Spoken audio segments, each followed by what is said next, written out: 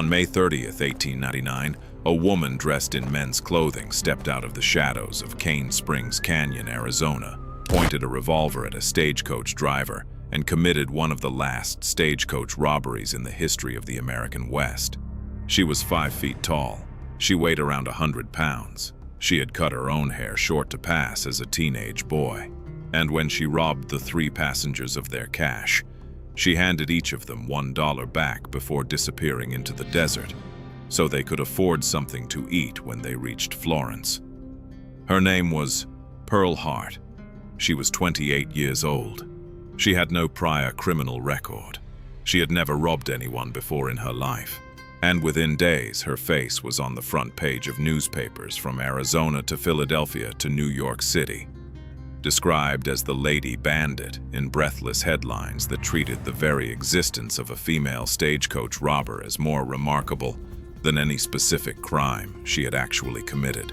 3 years later, after a series of trials, escapes, and a prison sentence she served as the only woman inside the Yuma Territorial Prison, Pearl Hart walked out of jail, stepped into the sunlight of an Arizona morning, and, depending on which historical account you read, became a vaudeville performer, a brothel operator in Kansas City, a rancher's wife in the Arizona desert, or possibly all 3 at different points in the same life.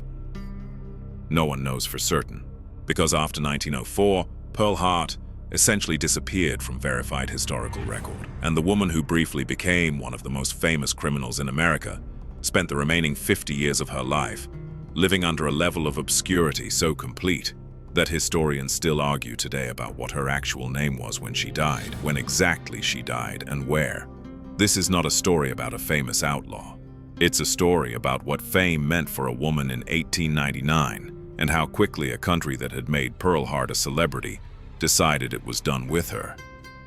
Pearl Taylor was born around 1871 in Lindsay, Ontario, Canada, into what every account describes as a respectable middle-class family with money enough to send their daughter to boarding school.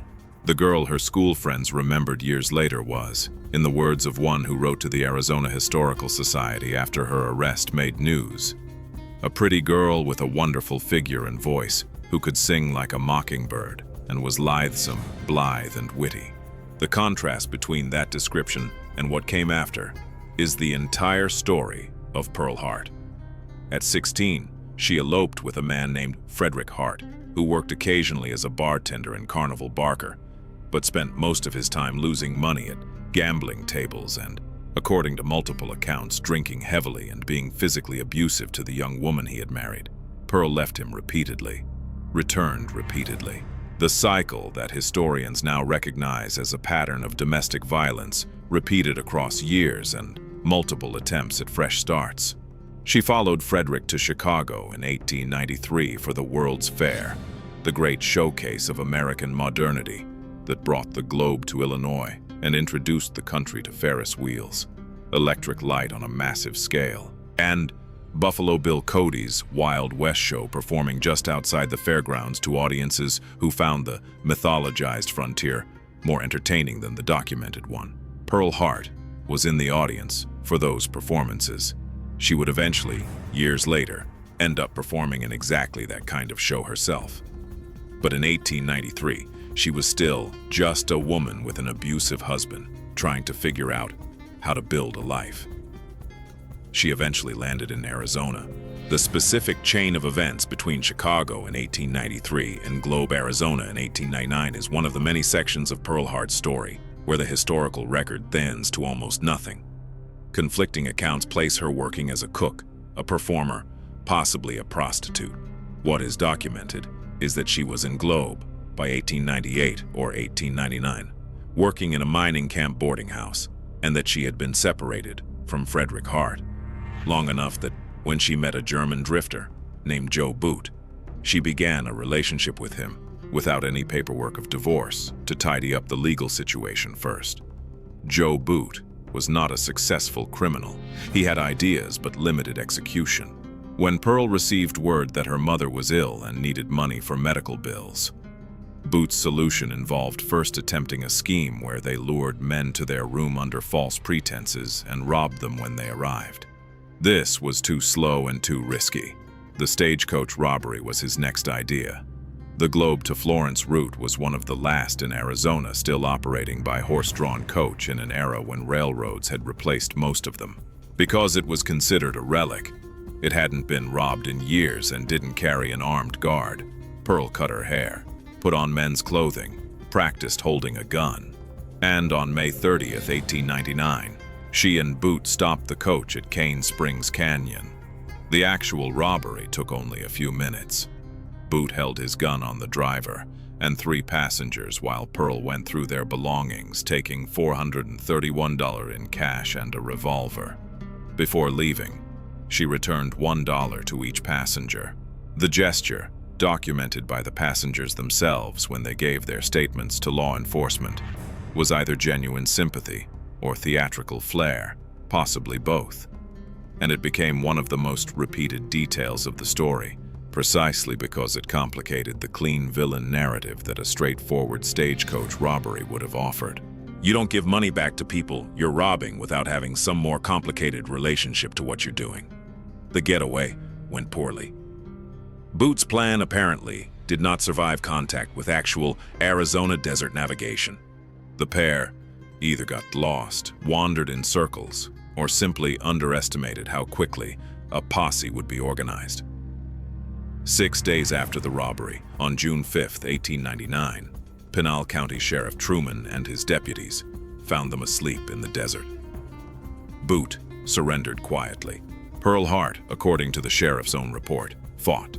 Subscribe to Lawless Frontier right now, because what happened next is where the story stops being about a stagecoach robbery and starts being about something considerably stranger.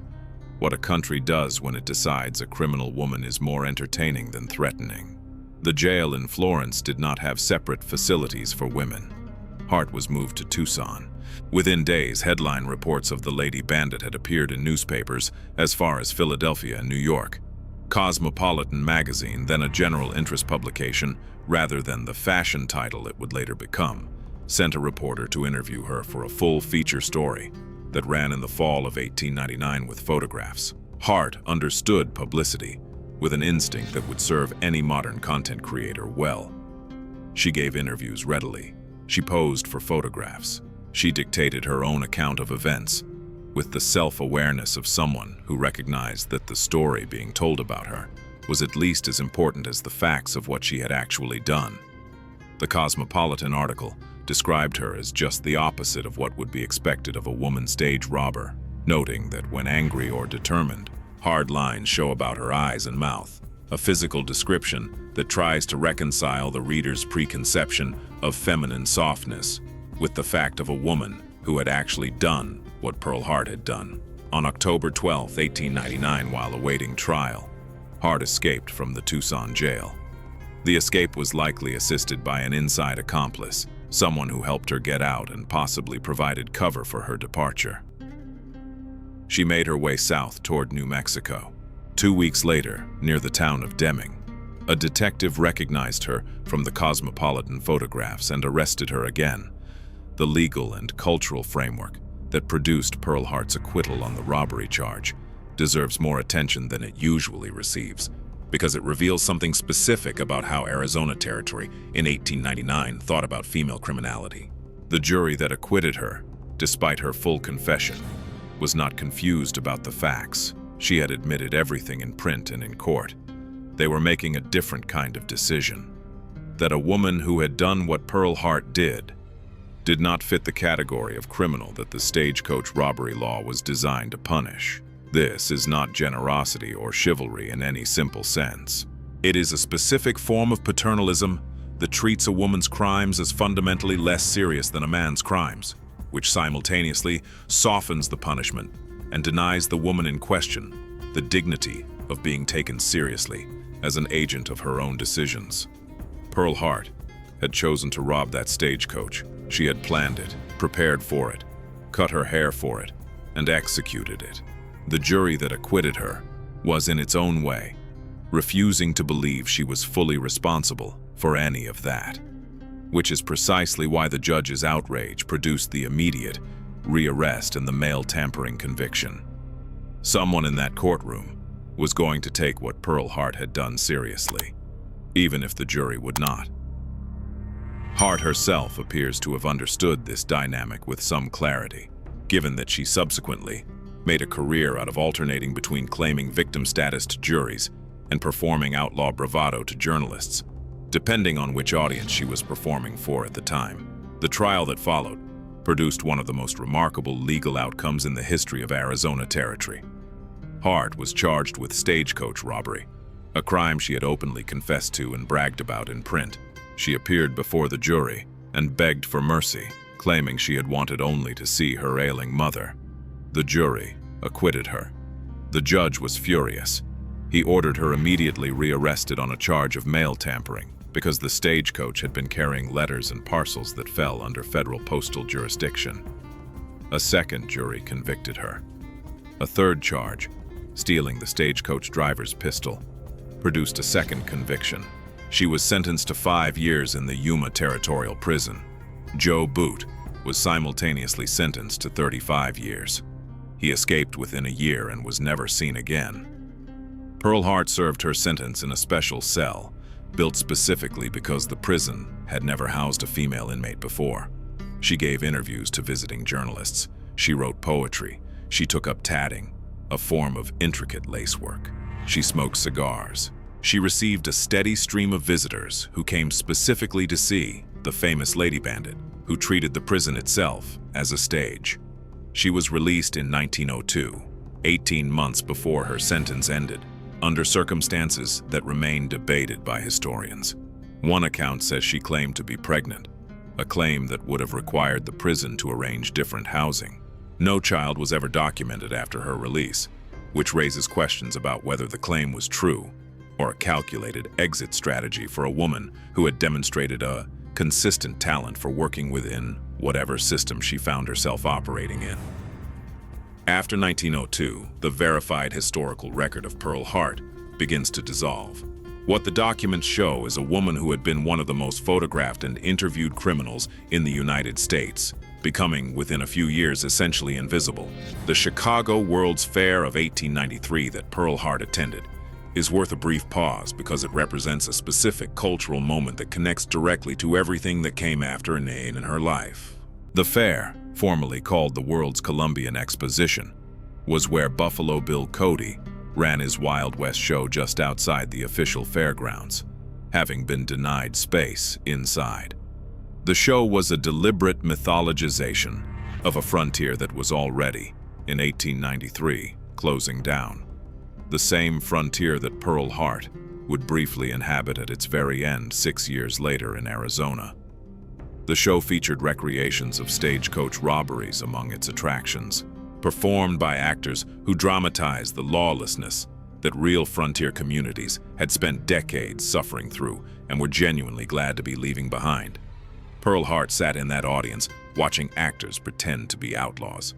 Less than a decade later, she was in a real prison having committed a crime that no one had commissioned or choreographed, and the system that processed her treated her almost as a performance even while she was doing it, sending reporters to interview her in jail, running her photograph in national magazines, building her a special cell. The line between the performed frontier and the real one was already blurry by 1893. By 1899, with Pearl Hart making national headlines for one of the last actual stagecoach robberies in history, while reporters who covered her clearly found the performance more interesting than the crime, that line had essentially dissolved.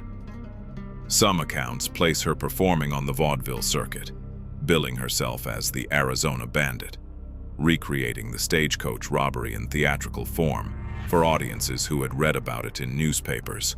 Whether this actually happened at scale, or whether she appeared in a handful of shows that were later exaggerated into a career, is unclear.